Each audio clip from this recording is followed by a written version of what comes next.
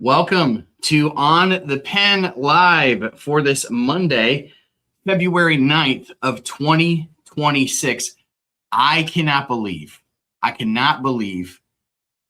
what's all transpired in the last 3 days. As we've been live on TikTok for a little bit, I have been telling folks that this is probably the most that has happened in the last, I want to say, 3 days than has happened cumulatively in the last 3-6 months or so in the world of compound medications. We're getting some echo over on TikTok. So I'm going to say, if you're watching on TikTok, jump over and join us on YouTube. You can catch us if you just go to my link tree, otplinks.com. You'll be able to get us with better audio there. Let me know on the other channels if it's sounding okay.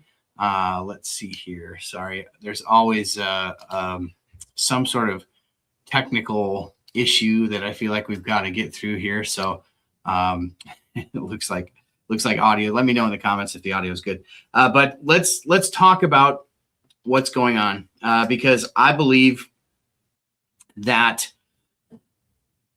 there is a huge shakeup going on. Obviously, right? So I want to frame this all correctly. What's happened? So going back to last week, most favored nations culminated in the release of the website, or the launching of the website TrumpRx. On the same day that TrumpRx launched, which I want to say was Thursday, we saw Hims and Hers come out. And of course, I should say the centerpiece of the whole most favored nations were these negotiations that Novo Nordisk and Eli Lilly especially agreed to bring the pills to market at a very affordable price compared to their list price on the branded injectable versions, right? So the Wegovy pill basically having the same or similar efficacy to the 2.4 milligram injectable version of the Semaglutide Wegovy pill, or sorry, the Wegovy injection. And the list price on that, I want to say, was like somewhere around $1,300. The pill came to market at, $149, $199, goes up to $299. That was the centerpiece of the most favored nations agreement, right? And on the same day, Hims and Hers launches this, what felt like at the time, this egregious campaign of like, hey, we have our own version of a semaglutide pill, and it's only $49 or whatever it was, much cheaper than the branded option. And so at the time, it seemed very egregious that they were undercutting the most favored nations and centerpiece announcement. And it seemed like a huge slap in the face, I guess, to the administration. And you expected probably to see some retaliation. Some folks are asking if we are on TikTok. I ended that live stream because there was apparently audio issues that I couldn't rectify. So everybody knows that we're usually live in multiple locations. So sorry, I hate dealing with the technical stuff here because when I'm trying to balance technical stuff, I have ADD, and so just stay on a 1-track mind at the same time while you're trying to manage a bunch of technology is very, very challenging, as you can imagine. So you have the most favored nations announcement, and then that same day you have basically Hims and Hers Health coming out with this pill.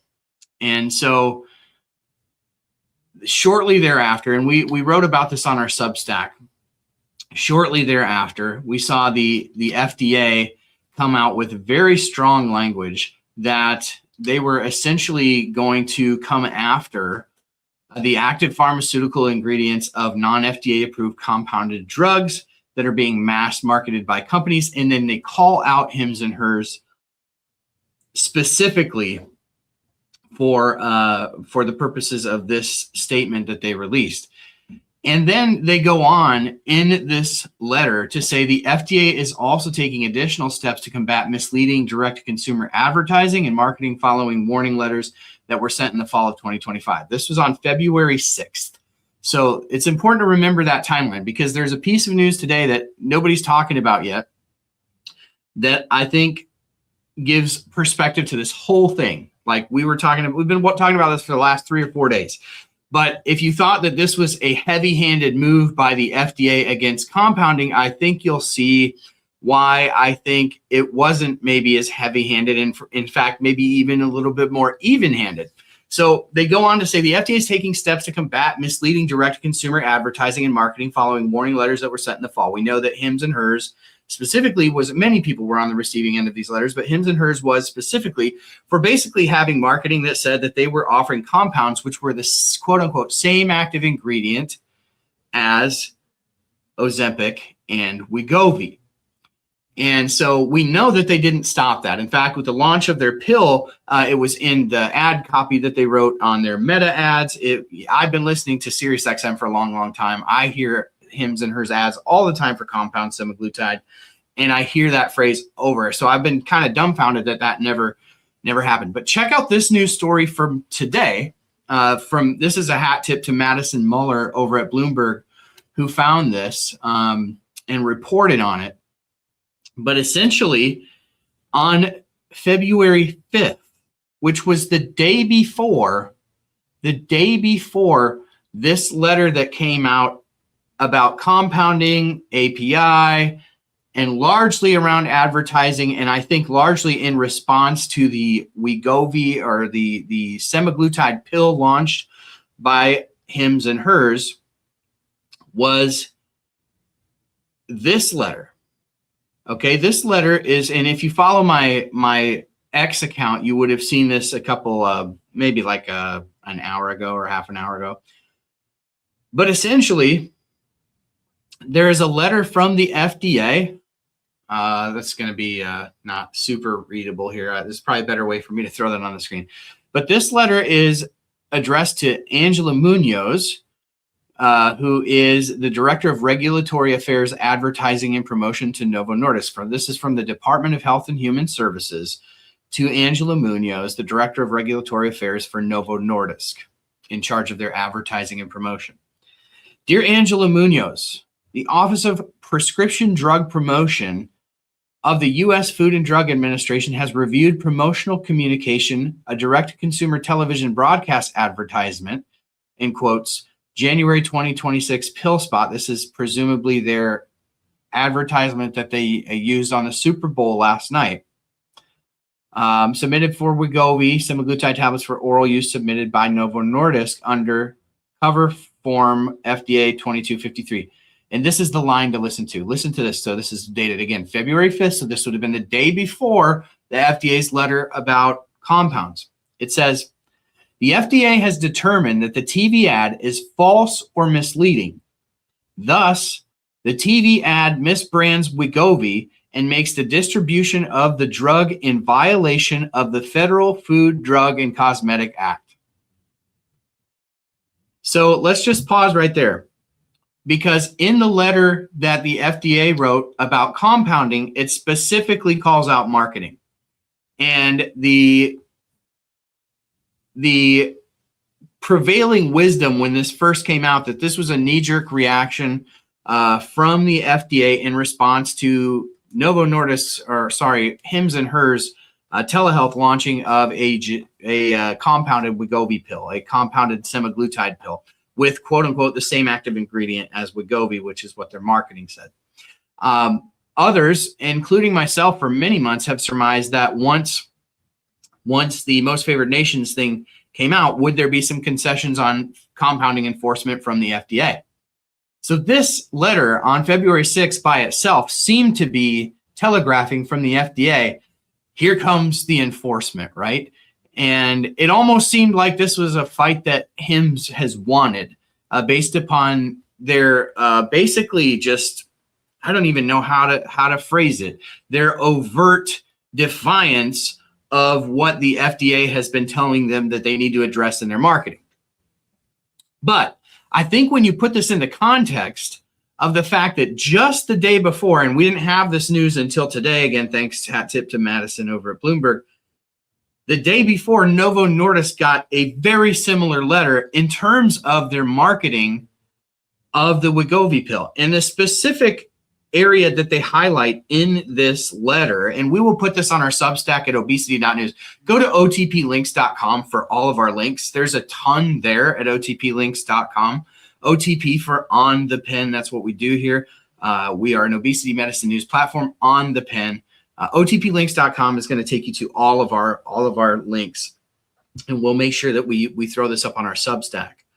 But the specific issues called out in this letter were the totality of these claims, and I'm quoting from the letter here again, the totality of these claims and presentations misleadingly suggest that because of its dosage form, i.e. pill, Wegovy offers an advancement or improvement, i.e. superior efficacy and or safety over other currently approved glucagon-like peptide-1 treatments for weight loss. Specifically, these claims and presentations misleadingly imply that Wegovy in pill form uniquely enables patients to achieve outcomes that were not previously possible with other GLP-1 treatments for weight loss. So essentially, they're calling out the specific Super Bowl ad that Novo Nordisk put for the same thing that they called hims and hers out for, egregious marketing. And that letter was dated the 5th of April. Or yes, the 5th, sorry, I keep thinking April, the 5th of February. And the statement on compounds came the next day, February 6th, sort of saying the same thing. I really believe that the FDA's response, sort of in hindsight looking back, I really believe that the FDA's response was in response to the launch of the pill specifically. Because again, when you go back to the pill, there's specific issues with the pill that there are not with the injectable versions in terms of the efficacy of the medication when delivered orally. Because peptides don't survive stomach acid. They require technology to allow them to be absorbed into the bloodstream in a way that obviously you don't need with the injectable versions. For Novo Nordisk's part, they invested in a $2 billion technology called the SNAC technology that wraps the peptide up and protects it and allows it to be absorbed by the stomach instead of just simply destroyed by the stomach acid. But even then, it's about 1% bioavailable because you take, to equal the efficacy of a 2.4 milligram, that's the highest dose of the injectable Wegovy once weekly, to equal that efficacy, you need almost 10 times the amount of semaglutide in a pill every single day. So really, you need 10 times, 7 days, you need 70 times the amount of active pharmaceutical ingredient to equal the injectable form. And that's with this $2 billion technology that they have paid for.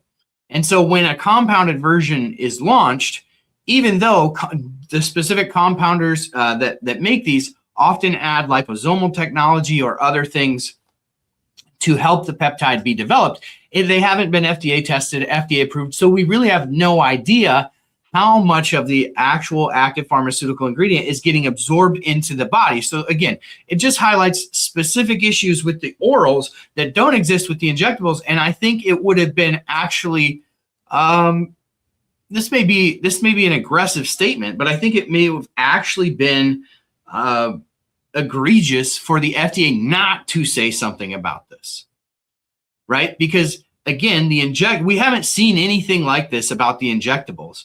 And I think for good reason, because I believe that there's prevailing wisdom that the active pharmaceutical ingredient in the compounded injections are the same in terms of, or very similar enough in terms of safety and efficacy that the FDA didn't feel the need to weigh in.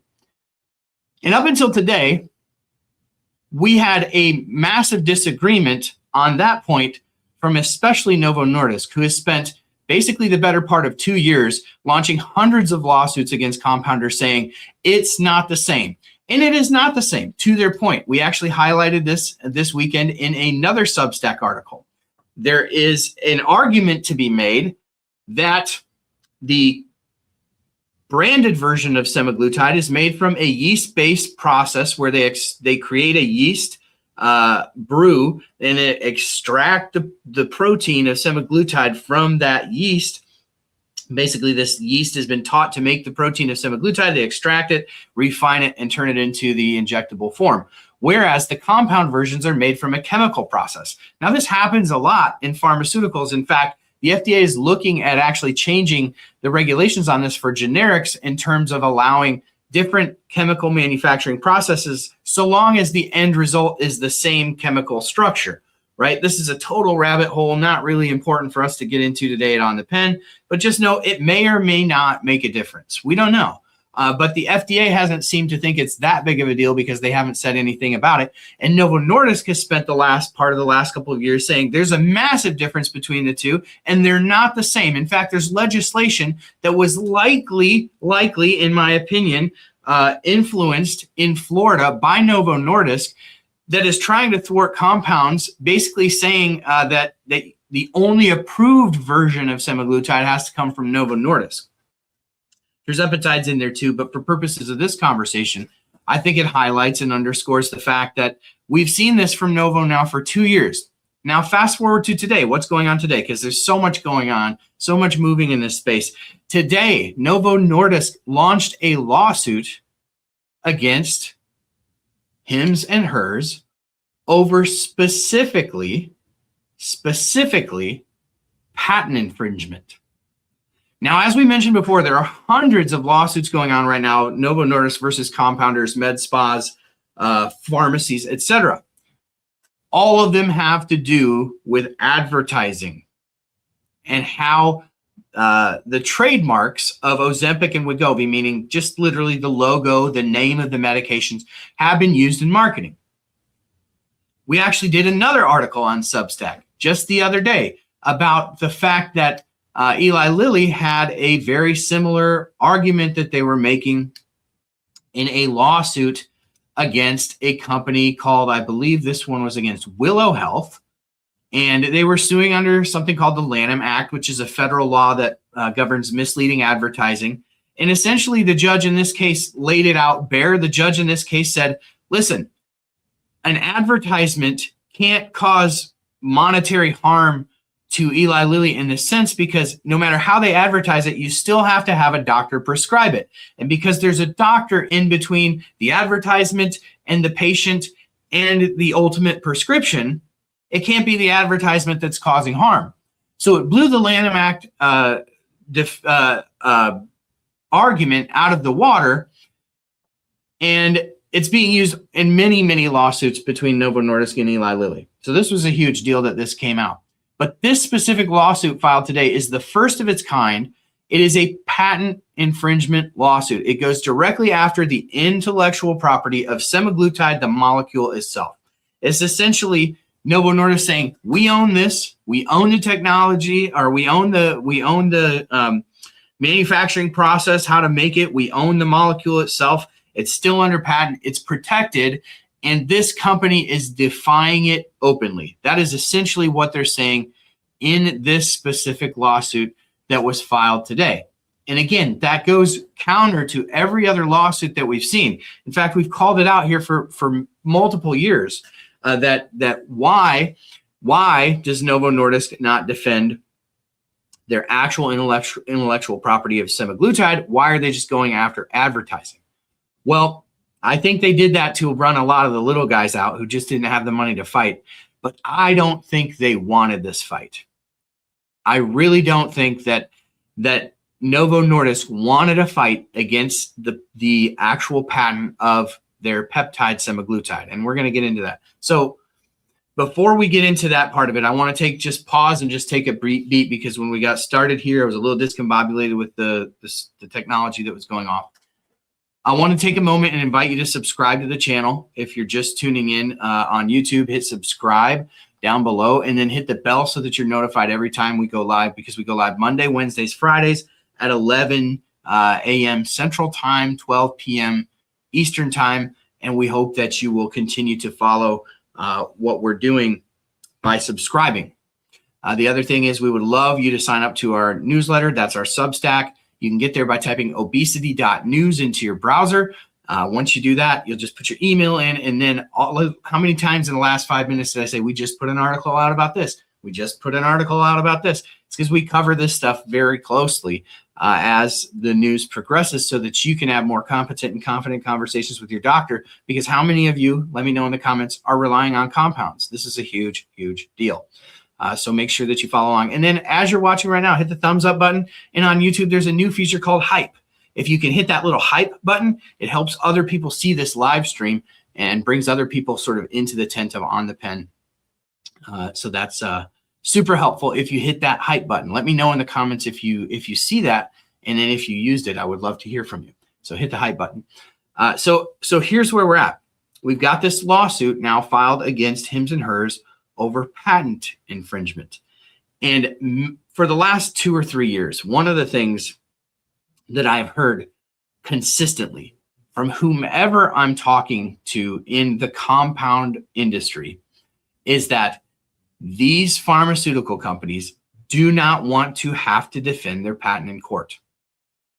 And that's why I believe that the actions of Hims and Hers over the last 6 months in defying sort of the FDA's request for them to change their advertising has not been because they are dumb. It's because they wanted this fight.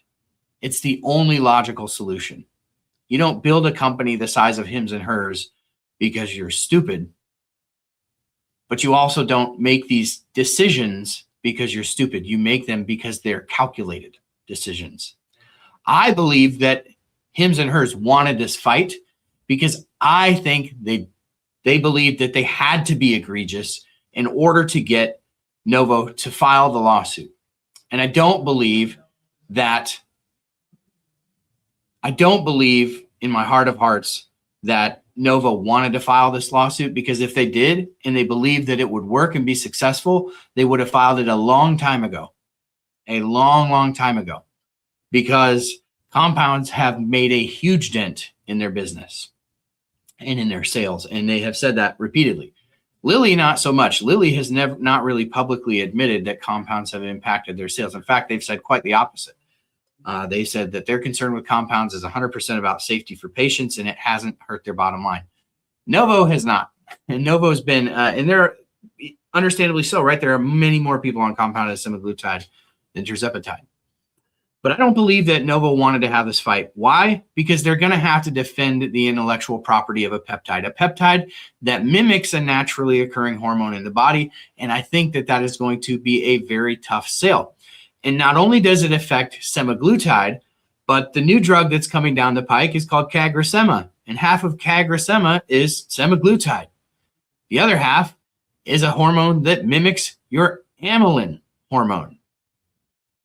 And I don't think they wanted to have this fight. They'll have fights about their auto injector pen all day long. In the 489, I'm just pulling a random number out, patents they have on the pens. And they'll file lawsuits all day about the marketing and advertising. I don't think they wanted this fight. And I think Hims and Hers did want this fight. And because they wanted this fight, I think that explains the egregious actions, because ultimately it's going to force them to defend the peptide in court.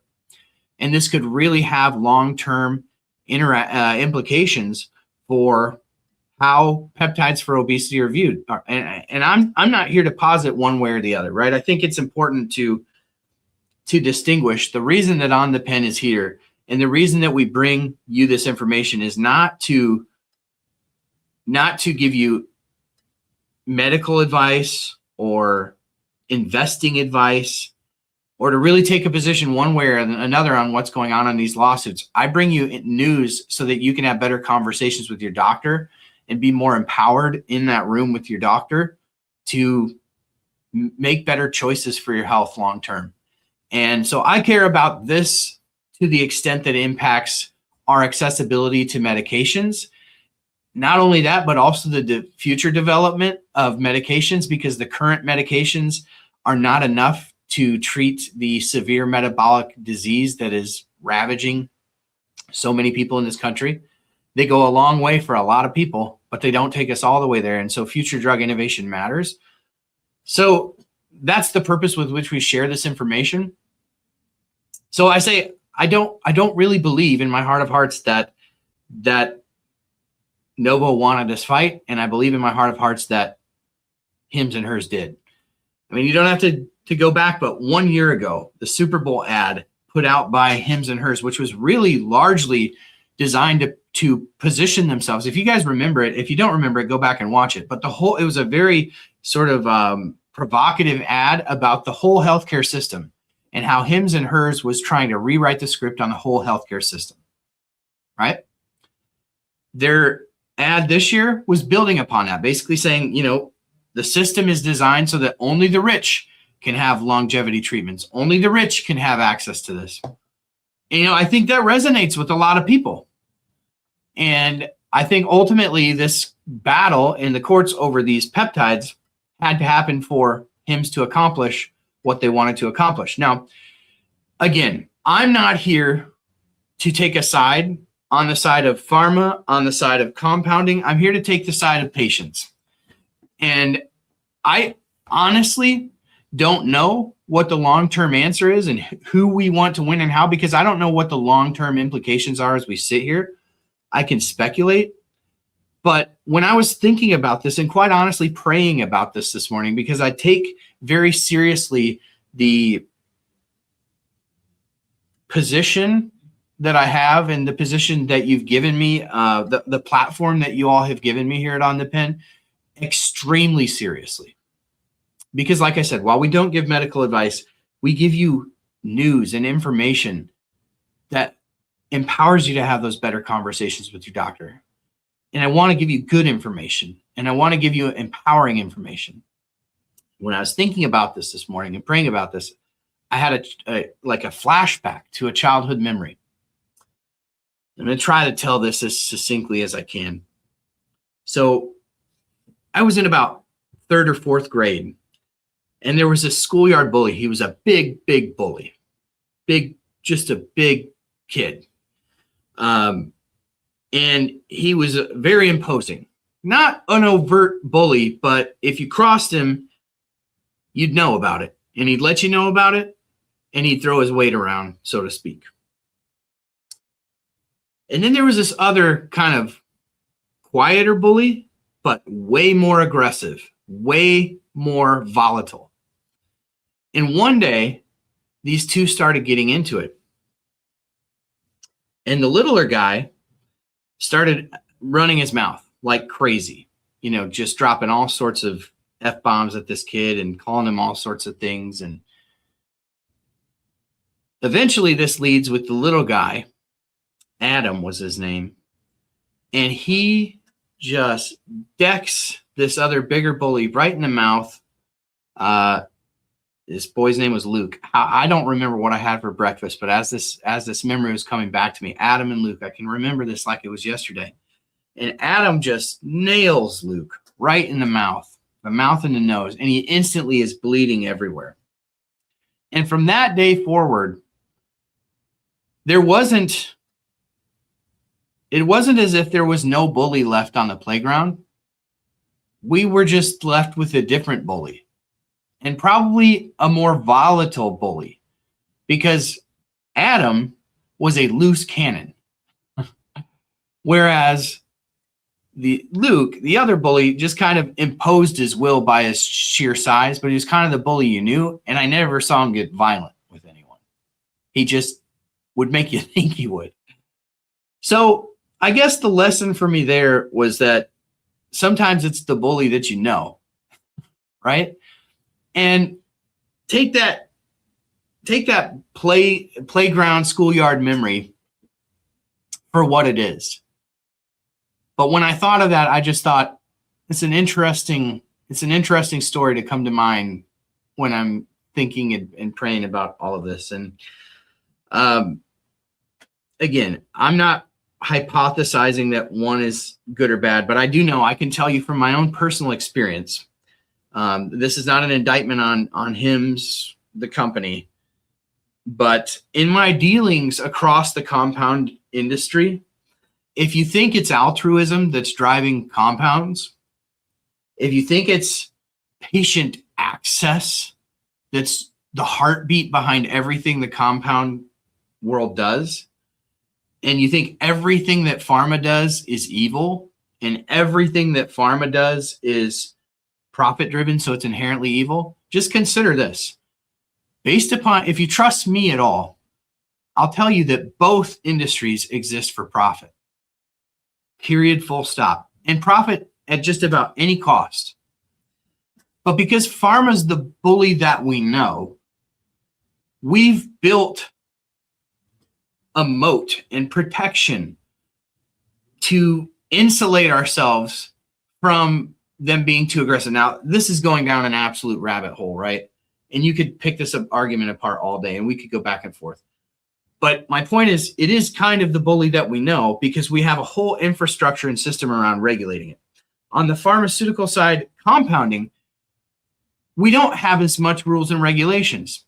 And it's inarguable at this point that we have never in the history of this country had compounding at this mass scale. Now, I'm a huge advocate for compounding, huge advocate for compound GLP-1s. But I will tell you that there is a huge, huge resistance to any sort of regulation on the part of many people that are at the upper echelons of the compounding world. And take it for what it's worth. Take it for what it's worth. There's no altruism here. It is all about making money. So if you deem big pharma as intrinsically evil because they exist for profit, you have to extrapolate that to the compound world because it is not about altruism.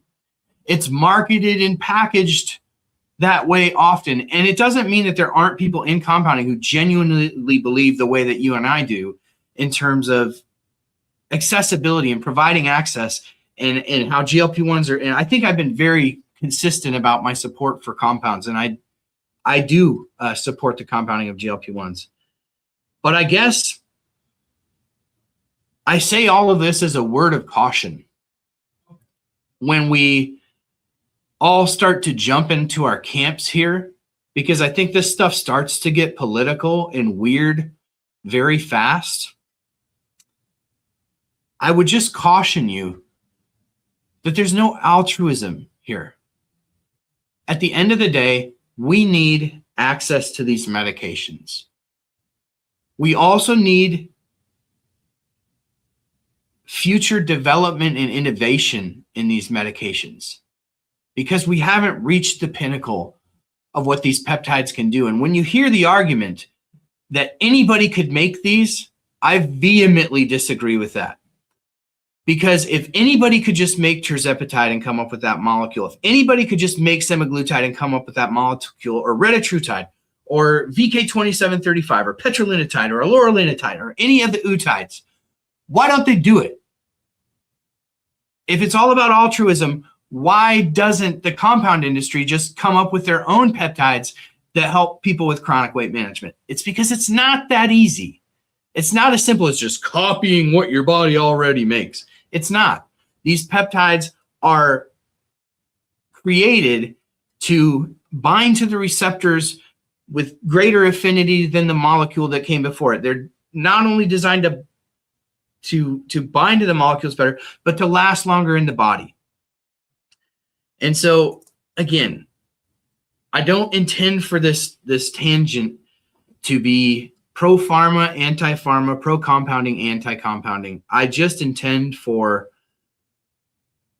the information to empower you to move forward with a great deal of caution as this thing develops in terms of what camp you get into and how we want to see this stuff end. And my prayer is that the people in charge of making these decisions, the judges, the politicians, the bureaucrats, the lawyers, would consider with as great and sincere awe of how important their decisions are to make as I do before I jump on a live and start talking about this.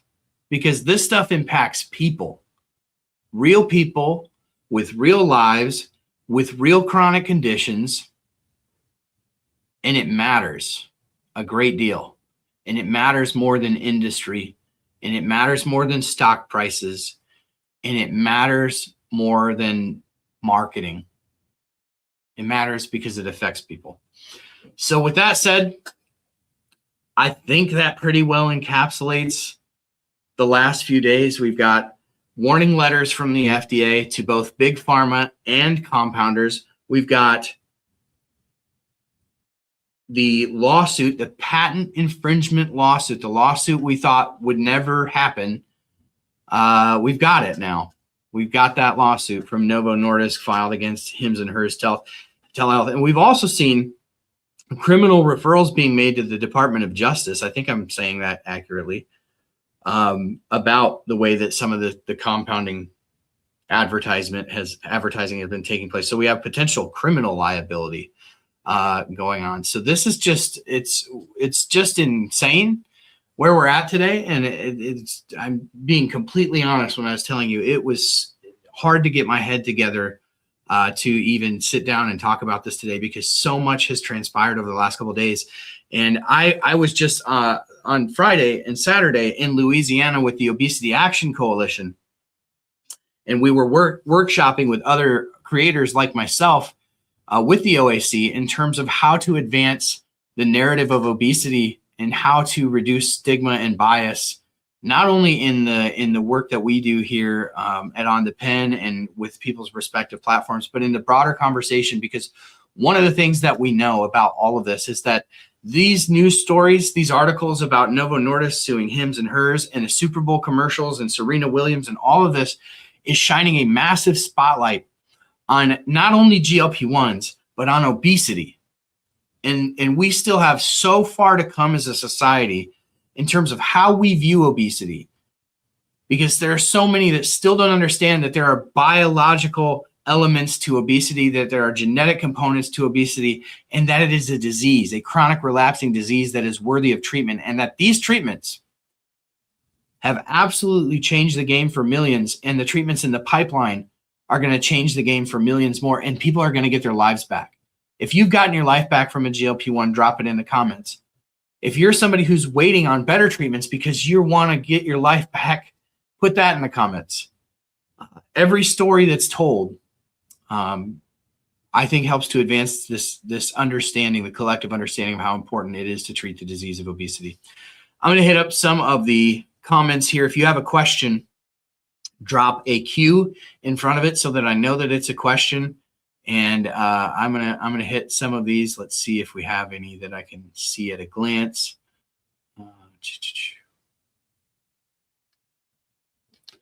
Novo's former crown prince is on the board of Hims and Hers, so this is probably no coincidence. They've also got former FDA officials on their board too. So I mean, this is all a fight that's been a long time in the making, right? None of this just happened. This is something that's been in the works for a long time. Patients want affordability, accessibility, and good products. It's that simple. And I would add to that, to the good products, safe products, for sure. We appreciate how serious you are, Vala. Thank you, Debbie. I appreciate that. Take this platform very, very seriously.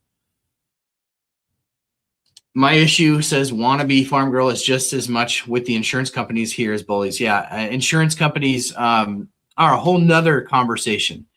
Which is why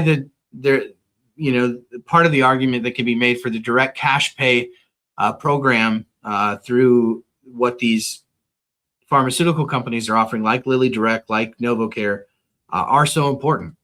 They're wildly important to getting around these PBMs, which are, whenever I say PBMs, people say, what is that? It's a pharmacy benefit manager.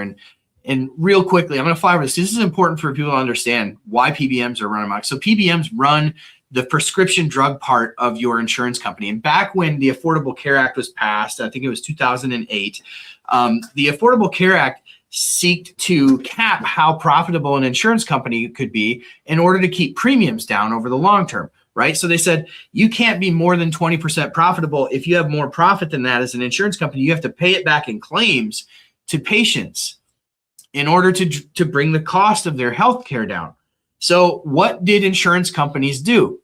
Well, the Affordable Care Act was passed, and they largely helped write it. And they knew that that would be a good selling point to the American people, but they knew they would have a backdoor into getting their profits back. And that backdoor was by acquiring pharmacy benefit managers, which at that time were separate by and large from insurance companies. PBMs existed to negotiate deals between the pharmaceutical companies so that the pharmaceutical companies could get cheaper drugs from the prescription drug companies and pass that savings along to patients. But the insurance companies saw something a little bit differently. They said, if we get these PBMs here, we can gatekeep and demand that these drug companies give us rebates for these drugs so that we can pocket more of the spend on prescription drugs in the United States. So not only do they gatekeep, do the insurance companies now own the PBMs by and large, this is how they got around their cap on how profitable their insurance companies could be. They bought the PBMs, gate kept the formularies to the drug prescription drugs that could be added, and made sure that they pocketed every single last red cent they could out of every prescription drug that's filled in this country. And the cost of that has been borne by the American citizen, who has continued to pay more and more and more for drugs, especially if you suffer with a chronic disease like the disease of obesity or rheumatoid arthritis or any immunological disorder. You're taking biologics that are $10,000 a month, like my wife. You know how much of that money your PBM is pocketing? Up to 60% of the cost of that prescription drug. So yes, PBMs are a massive problem. So direct cash pay programs like Lilly Direct and NovoCare, like all the other, I think there's like 9 or 10 more that go direct cash pay. That's better for patients. Also generics, what they're doing at Cost Plus Drugs with Mark Cuban, and getting generics into the hands of people for cheaper. All things that help to circumvent this stupid PBM system that has fleeced Americans for decades. And that's all I got to say about the matter. So yeah, PBM's bad. PBM's bad. Ruben is down 75 pounds. I have less foot, knee, back pain. I feel better about myself. GLP-1 has changed my life for the better. Ruben, that's amazing. I'm so glad to hear that. The Traveling Teals says, I used compounded GLP-2. That's tirzepatide, presumably. It's giving me back so much freedom. I've lost 72 pounds since May. I can sit in normal seats. No longer need one plain seat. Can do without extender. Oh, with the extender. Yeah, that's great. The seatbelt extender. Compound is changing my life. So grateful for this opportunity. I'm so glad to hear that.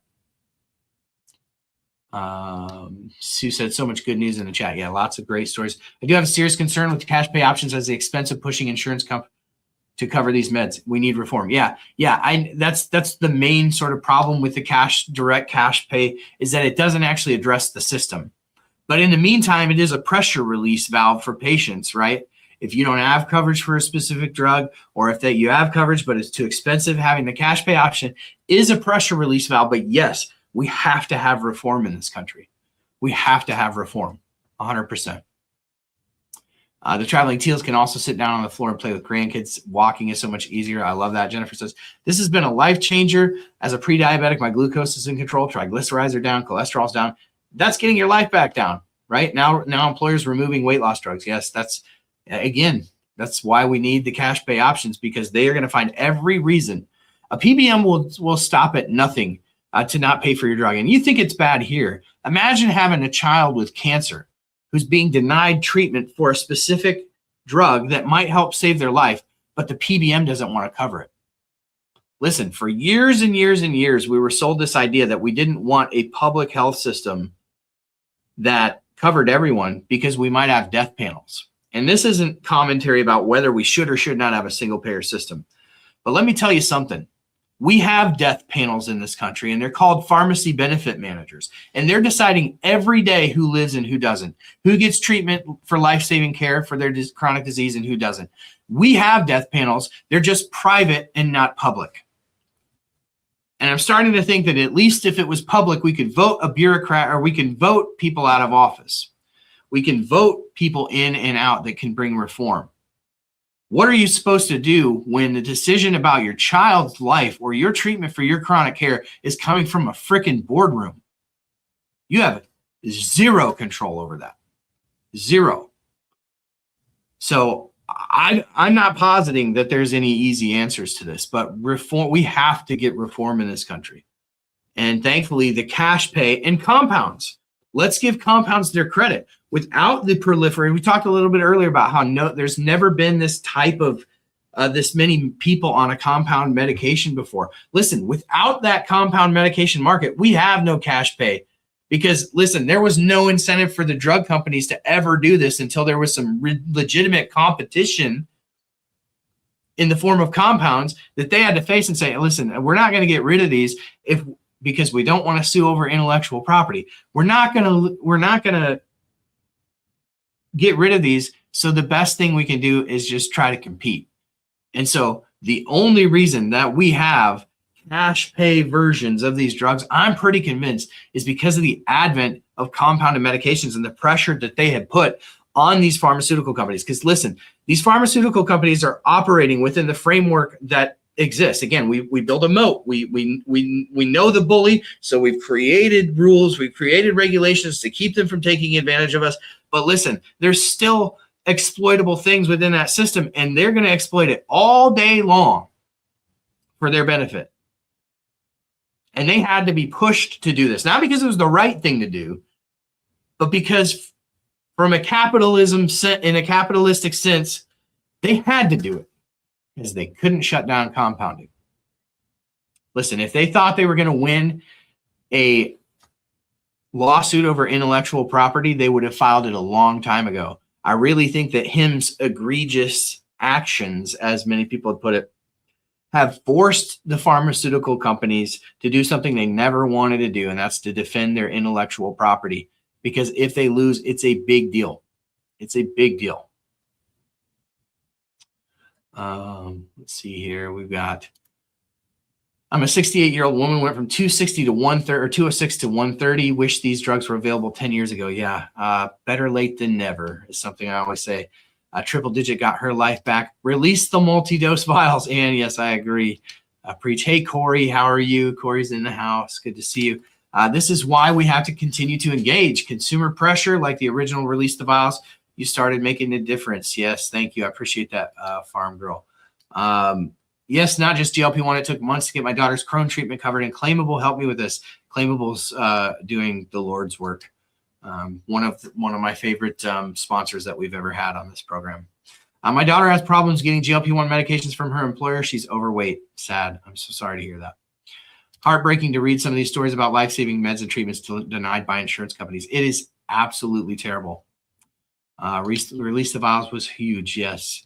I pay $1,200 every 10 weeks for tirzepatide and cagrilintide. If it wasn't for Dave Ramsey and being on baby step 7, we'd never be able to afford this. Well, that's I'm glad you were able to get that. To each their own. Will multi-dose vials be cheaper? Not in the interim. Now, the thing to remember about, I've seen a lot of response to Trump RX, which launched last week. We've been trying to educate this you on this for months and months and months on what is Trump RX. Listen, Trump RX, when Trump RX launched, it was never going to be drugs are going to be cheaper overnight. They negotiated with the pharmaceutical companies direct cash pay prices for a lot of their medications. Lilly already did most of that before Most Favored Nations was even a thing, again, because of the compounds. They had to compete with the compounds, so they went cash pay. Lilly Direct dropped the price of the direct cash pay to about 50% over what it is list price through the insurance. So what we did learn in the Most Favored Nations announcement is that over the next 24 months, the cost of GLP-1s is supposed to come down to $250.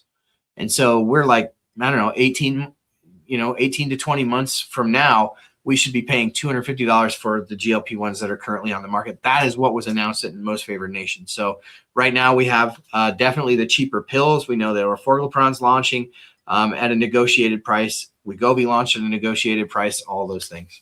That makes me so mad for you and her. I'm so glad companies like Claimable exist. I just see that company being started by a mad mom for sure. Hambone in the house.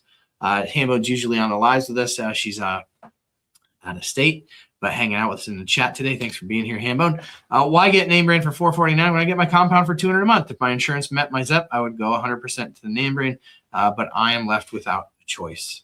Yeah, I understand wholeheartedly. Mochi was the cheapest for me until 15 until insurance. I feel for folks if compound goes away. Listen, I don't think anything's happening overnight. Listen, these lawsuits take years to complete. So don't expect any changes overnight to compounds. Now, if stuff happens with the FDA, I believe what's happening with the FDA, I believe is happening in response to the pill stuff.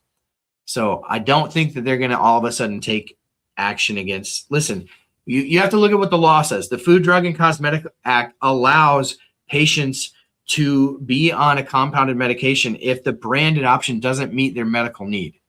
And so custom doses, custom formulations, tirzepatide plus B12, semaglutide plus B12, or whatever it is that your doctor determines you need, that's a doctor's decision to make, and they're allowed to make that decision, and compound pharmacies are allowed to make it per the Food, Drug, and Cosmetic Act. So it's the law. So nothing's changing in the law. It's just the FDA saying, hey, we're going to crack down on basically stuff that's being done illegally. So in my estimate, nothing's being done illegally when you compound a medication that was appropriately prescribed by a medical doctor.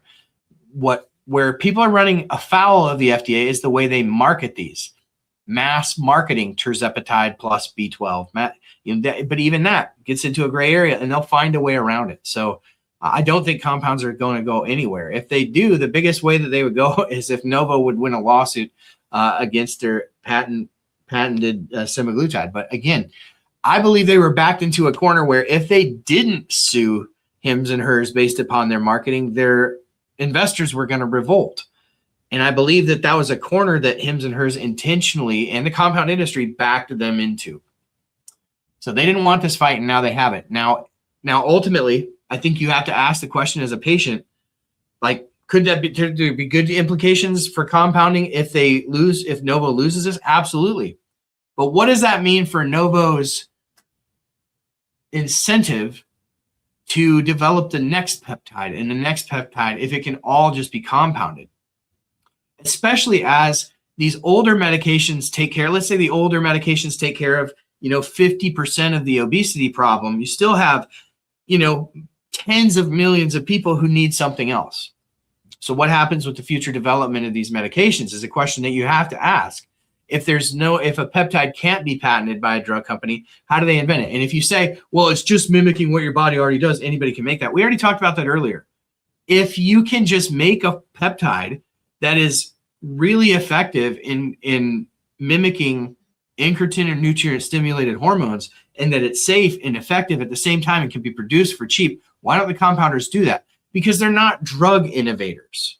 They may be innovators in terms of how they manufacture at scale. They may be innovators in terms of how they deliver massive amounts of medication to patients. And even how they, their pharmacists combine certain molecules to make a prescription drug more tolerable for a patient. But they're not innovators in the sense that they're coming up with novel therapies to treat chronic disease. That's why we need pharma. That's why we need funding, that flows to the universities in order for them to do the work that helps to develop the science behind how these drugs work. But the compound pharmacies aren't innovating tirzepatide. They aren't innovating semaglutide. We need pharma for that. And so, again, that's why we're not anti-pharma here. We're not anti-compounding here either. We're pro-patient. And we're pro-accessibility and pro-treating a chronic disease. And that is why we exist here at On the Pen. Let's see. Becky says, my daughter's dad passed away after gastric bypass surgery gone wrong in 98. Surgery had never been an option for me or her. Blessed for these medications. Oh, it's brutal. Hear that too often. And I think that we're maybe going to get to the point someday where bariatric surgery could be a thing of the past because the molecules are so effective at treating these medications. So we'll see. I hope that we get there. I want to take a moment. There's 518 people watching. I want to tell you all about something exciting that's happening tonight.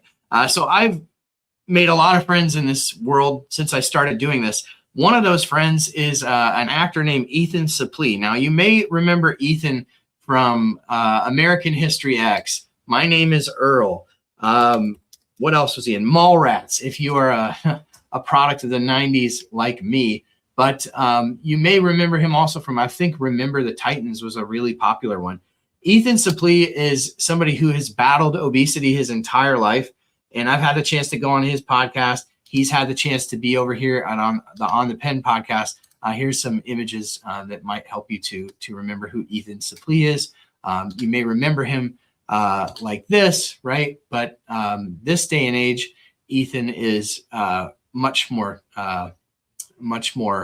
healthy, I think he would tell you. And so that's Ethan. He's got a show that is something that I've had a chance to be a part of once before, and we're going to do it again tonight live. And so I've linked the YouTube channel that will be on tonight at 7 p.m. Eastern time is when that's going to air. So I hope that you'll all join us. We're going to have a great conversation there tonight. I'm not 100% sure what we'll talk about, but it'll be GLP-1 related and obesity management related. I'm trying to see if I can find the name of exactly what this is called here. Maybe Hambone can help me out in the chat. Lifelong, I think is the name of that. So Lifelong with Ethan Suplee. Anyways, 7 p.m. Eastern tonight. And the link to that is on my otplinks.com at our link tree. So I hope that that's something that you'll all take a moment to join tonight. We love the chance of when we get to talk to Ethan. Ethan is one of those people that as you kind of move throughout, I don't know if you call it this industry, right? But the weight loss world, you get a chance to meet a lot of people as you do in any job, in any career. But do you ever come across one of those people in your job where you're like, man, that's just a good person, and I'm so glad that I got a chance to meet this person. I would have never gotten a chance to meet them outside of, doing this job. Ethan, for me, is one of those people. There's a handful of them, but Ethan is one of those people. And so I'm just incredibly honored to join him again. Now, if you've never seen his stuff, again, we interviewed him on the pen. So there's an episode with he and I actually have a playlist where I go on other podcasts. There's a playlist on my YouTube, and me going on his podcast is available in that playlist. So that's probably the easiest way to find it. But anyhow, I've exhausted my voice. I've exhausted myself. This has been an exhausting couple of weeks. And the last, I want to say 4 or 5 days, couple in some travel there, on top of everything else that's going on. And it's been kind of a wild time. So make sure that you hit the thumbs up button. Make sure that you like, save, share, hit the subscribe button. Let's see. We got one more question. I'm happy to take this. Coffee and Disney Vacay says, have we heard anything about the Lilly savings card will apply to the Zepbound QuickPen? What we have heard actually is that this QuickPen will be available through the cash pay channel only at first. And so if you're going to get the QuickPen, it will be through Lilly Direct. So that will happen outside of insurance, will happen outside of the savings card. So it will continue to be the 4 pens through insurance, and the Zepbound QuickPen will be a presentation available through Lilly Direct. We did not hear that they will be putting the multi-dose vials through Lilly Direct. So they didn't say anything about that on the earnings call. If you want a rundown of the Lilly earnings call, we did that last week. We just took that thing apart and talked about all of this stuff. So really good question. I know a lot of people have been asking about the QuickPens. Those will launch within the next couple of weeks on Lilly Direct, and they will be available at the same price that all of the multi-dose vials the single-use vials are now. So that's what's going on. So thank you for being here. Thank you for being the best part of what we do. I shouldn't do it without you. Thank you for hanging out. I hope you enjoyed this. Leave a comment and let me know what you think about all this. And make sure you jump over and subscribe to our Substack. Thanks for being here. We'll catch you on the next one. Podcast drops tomorrow.